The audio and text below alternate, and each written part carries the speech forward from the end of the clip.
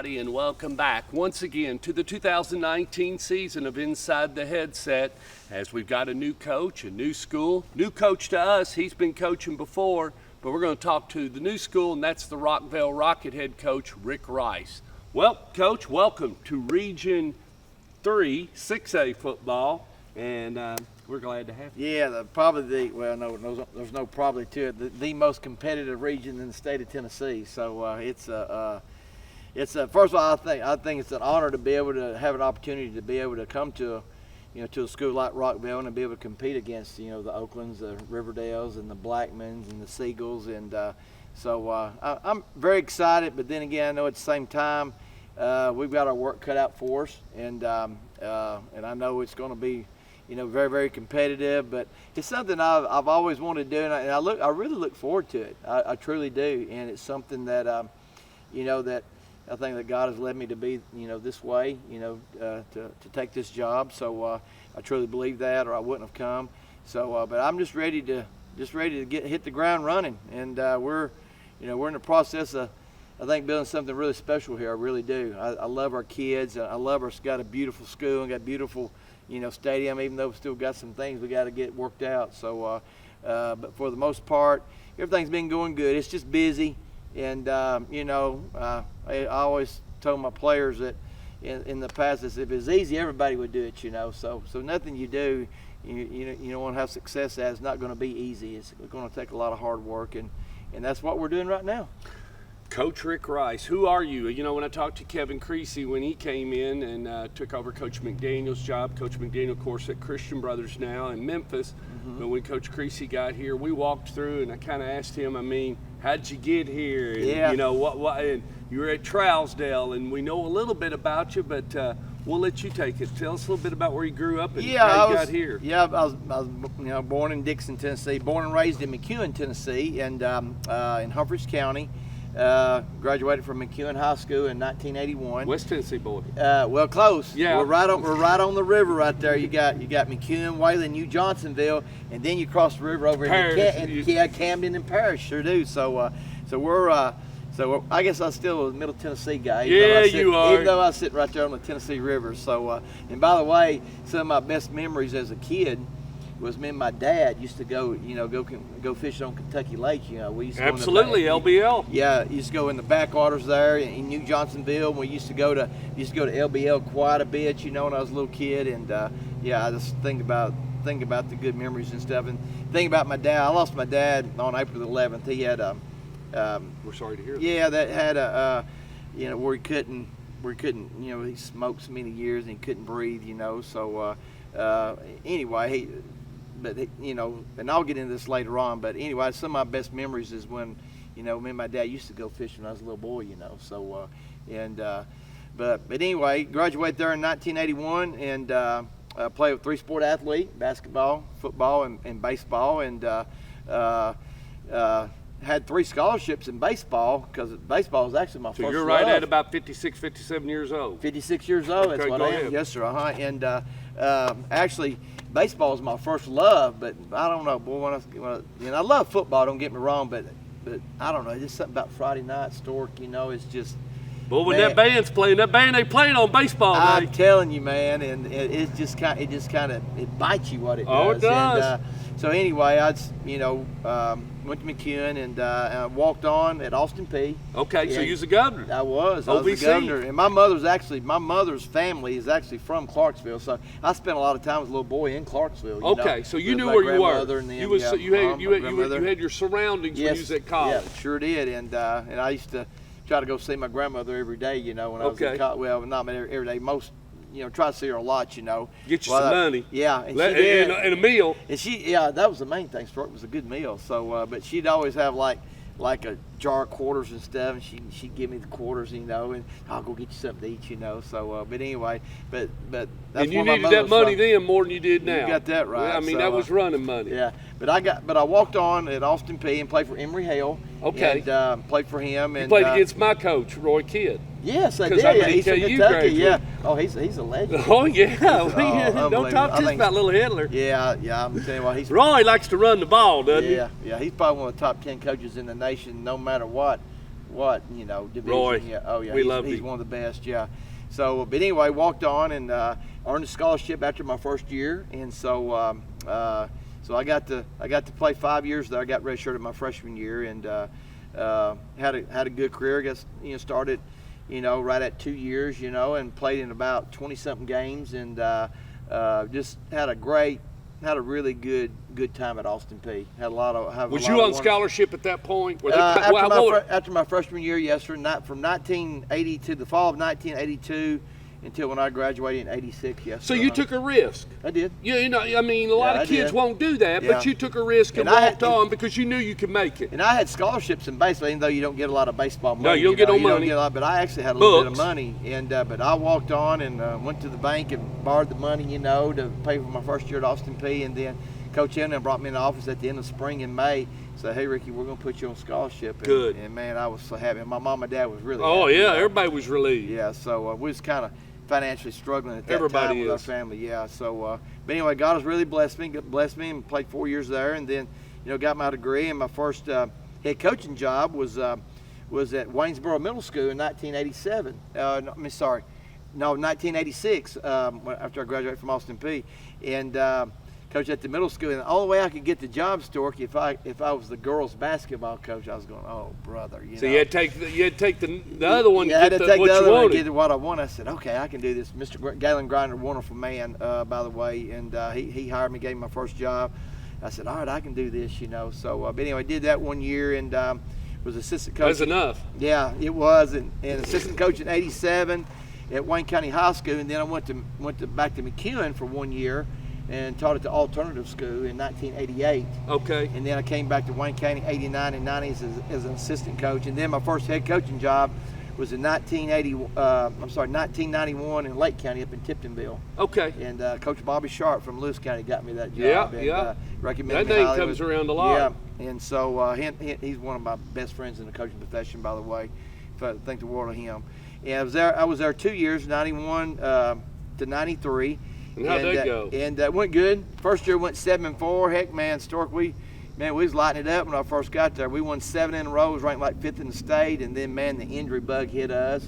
Then we had to go play the Trenton Peabody. Did you lose your quarterback? No, I lost a running back, and I lost Money an guys. all-state middle linebacker by the name of Ned Jones, who was 6'3" and about 245, who UT was looking at, and I lost him, and I lost a running back. And that's a big kid back then. Oh yeah, and it was 6'3", 245 in the linebacker and the position, dude- coach. I was 6'3" and 86. Oh, he could run. Think about it, he could run, man. He could run. That's a big Stork, kid. And, yeah, and a good-looking kid, a great One kid. of the biggest kids in your school at that time. Yeah, it was, and probably the biggest linebacker that I've ever coached, you know, up to this point. So, but anyway, I was there 2 years. Went to the playoffs both years, and came back to Wayne County, and from '93 to 2001, was there 8 years. Had a really good run during my first time there at Wayne County as head coach, and then I went about 25 miles down the road to Perry County, and going to pay me a lot more money. So Yeah, I took that. Everybody's been on that, you know, and you got to make that decision because you're kind of going to get a little penalized on your geography. Yeah, you know, just a 'cause little bit, You know, yeah.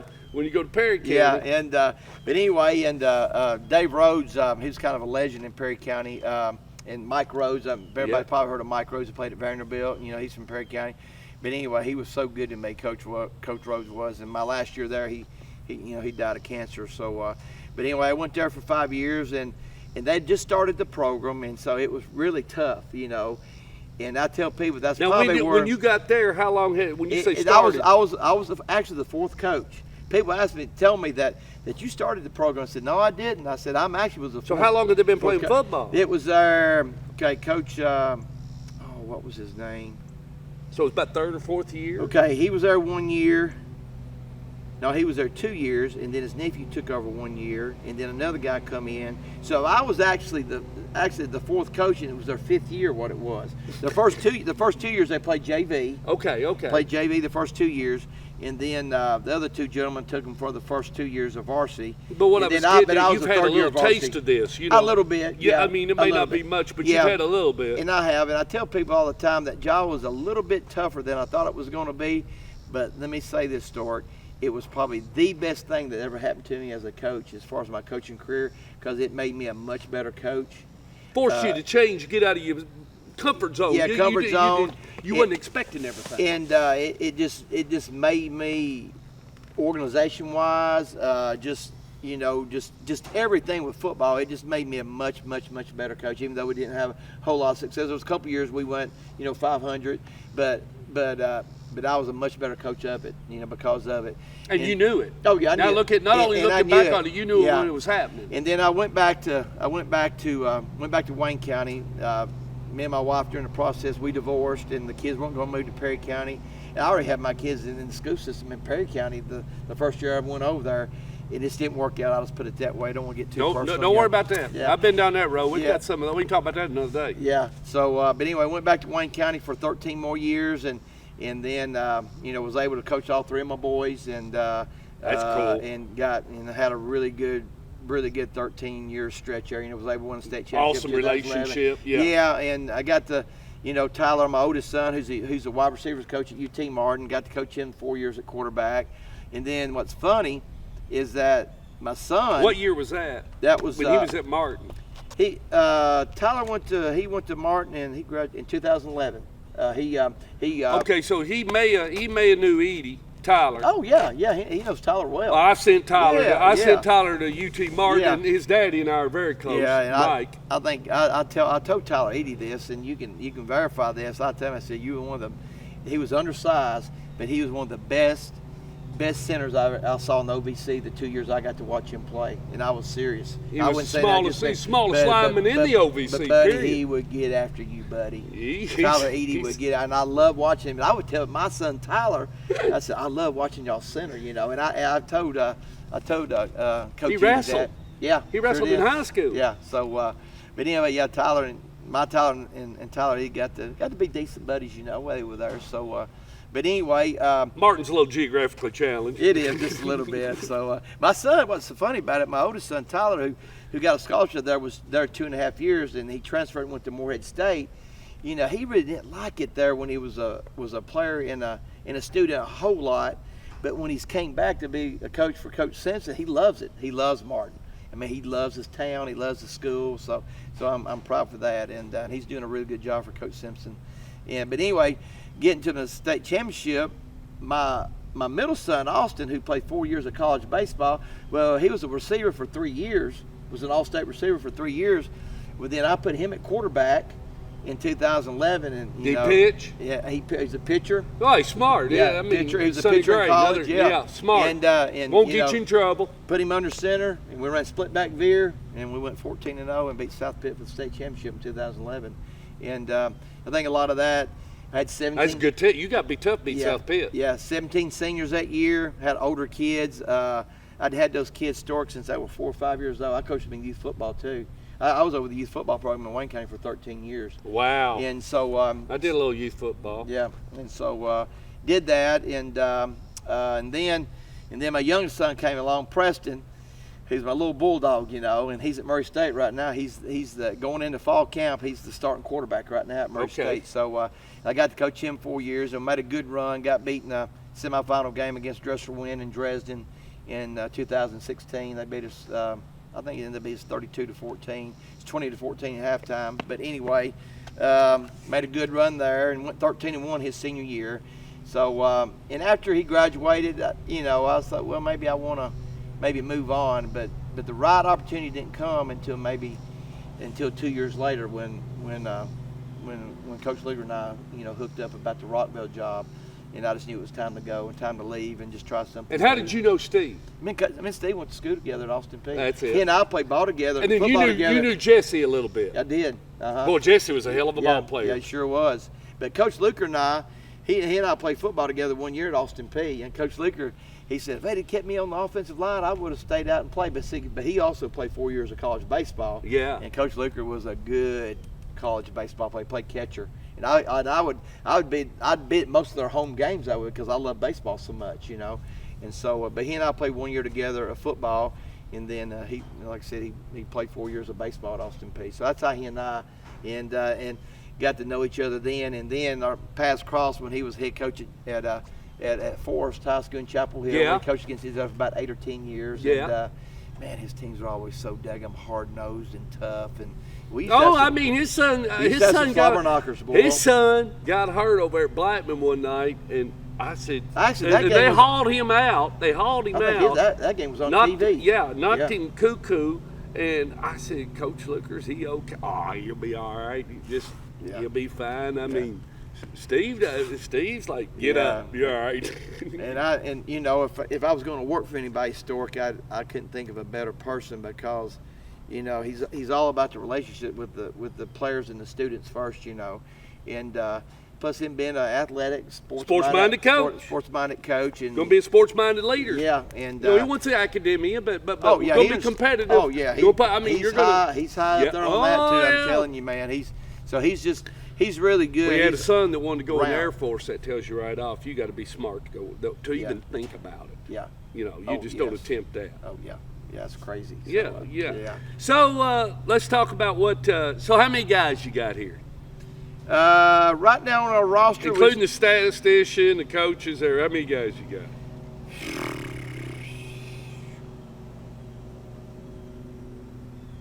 135. Okay. Counting my Freshmen. players, coach. Yeah, I'm talking about from varsity, JV, freshman, 115 players. Got 6. Should have a good freshman crew. Yeah, I do.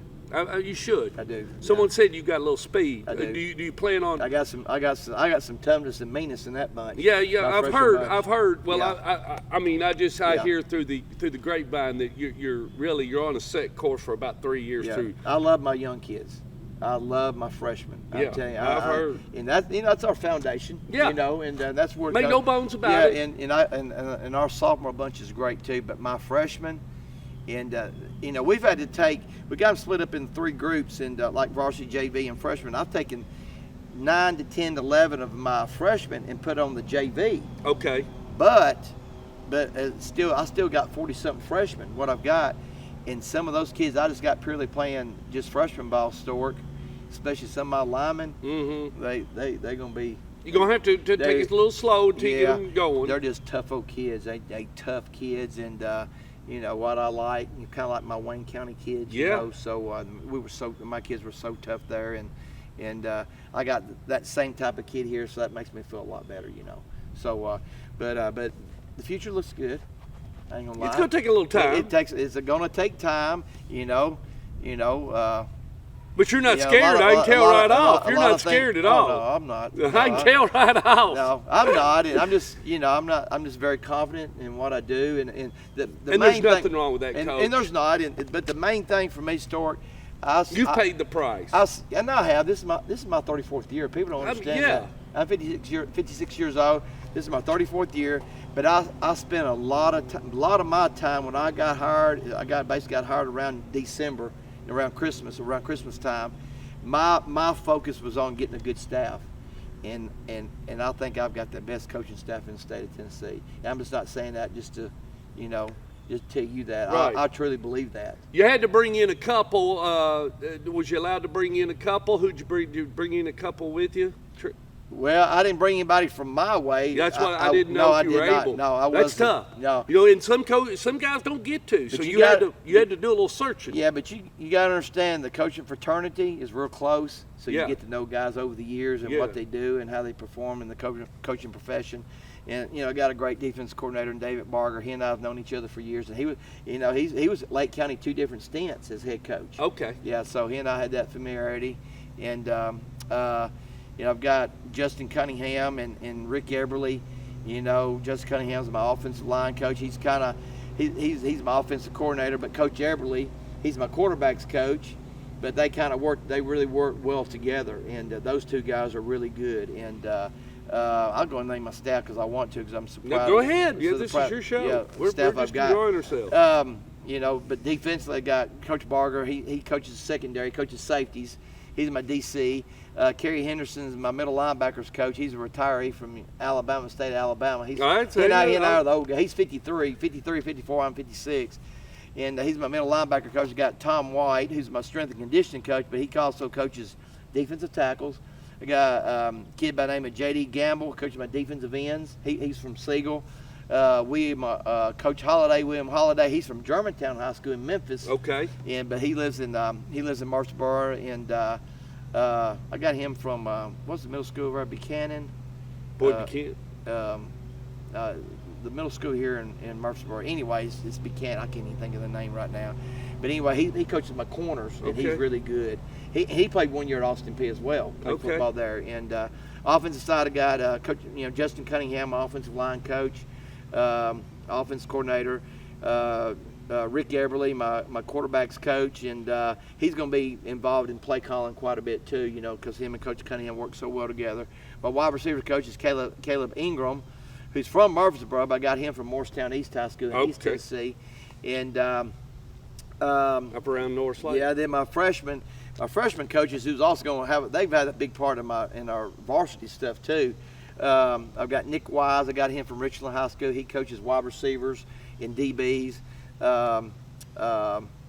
Jacob Cook, he's a Murfreesboro kid. He coaches running backs and linebackers on defense. And then I've got Dakota Crane, who coaches quarterbacks and coaches a little bit of D-line on the freshman team. But he's mostly he played quarterback at Siegel. Dakota did, and I think he was a quarterback before Stockstill was. He sure was. Yeah. And I've seen some film clips of D. Crane. He's pretty good. He was pretty good. He wasn't at bad. Siegel. And then I got another young man, Lance Pawlowski, who's at Blackman, who's my other volunteer coach that helps with the offensive and defensive line and freshmen. So I hope I didn't leave out anybody. It's all right if you did. Don't worry about it. No, I think that's everybody. What are we going to look like? I mean, what kind of? I mean, are we spread? Yeah, we're going to do spread option stuff. I asked Coach Everly and Coach Cunningham and said, what are we going to run? What do we do? Because I've kind of let them guys have it. I'm a big option guy. I was a big split back, get under center, split backs. That's what I kind of hung my hat on. I was a split back veer. That's just what I did in high school. Shad ran it. Yeah, and in my first 2 years at Austin P, we ran split back veer. Can you believe that? We ran at Austin P. So that's my background. But we're shotgun, we're spread, but we're doing a lot of option stuff too out of it. So you got a quarterback that can throw? We're working on it. We're working on it. Oh, if not, we'll run the ball. Yeah, Lamarius Nelson's a kid that's sophomore. He came from Riverdale. Okay. Last time he played any type of quarterback was 7th grade. He's our best athlete. Very smart. We'll go kid. with him. Yeah. We'll go with him. Got a decent arm. Got to work on some mechanics, and That's all right. He's gotten tons better, So, but we're gonna spread option. We're gonna run power. Okay. Run RPO. We'll run a lot of things, We'll run RPO stuff quite a bit. So 52, 43, what are we going to look like in defense? 4-2-5, which is a 4-3. Yeah. Yeah, we're going to run that on defense. That's Coach Barger's. That's what he loves to do, so that's what we're going to do. And so, just try to get the football on defense. Your first 3 games are the most important games. We know